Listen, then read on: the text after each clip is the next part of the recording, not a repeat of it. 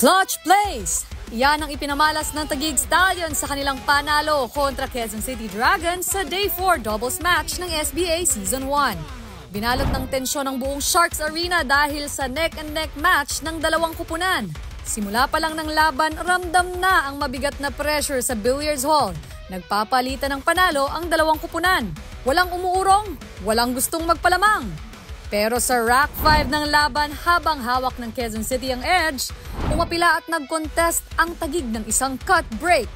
Bagay na kinontra naman ng referee at idineklarang yun ay good break. Ano kasi yung pagka-break, may hawik siya sa cut break. So, kinontest ko, alam ko hindi naman siya cut break. Kinontest ko lang para pang-saywar ko lang sa kanila. Para mainis sila. Yun lang yun. Alam ko naman good break yun.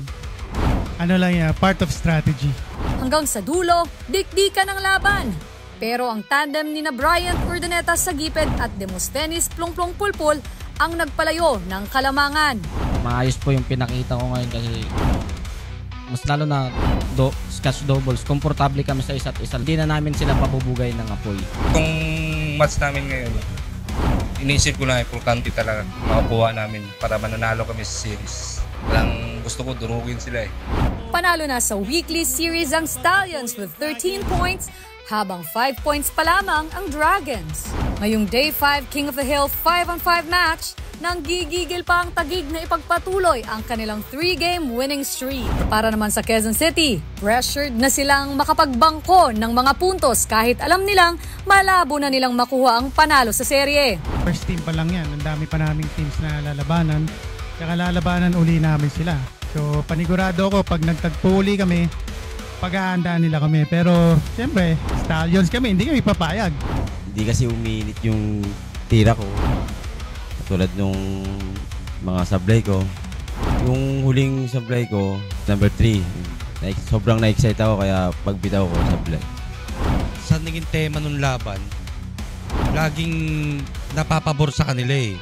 Pag bumigay sa amin yung bola, lagi may clusters. Unlike sa kanila na talagang doremi yung bola. ABC talaga. Hindi kagaya sa amin, talagang may gagawa nga pa ng paraan. Lahat naman kami capable. Yun nga, yung first day, tinalo namin sila sa format na singles.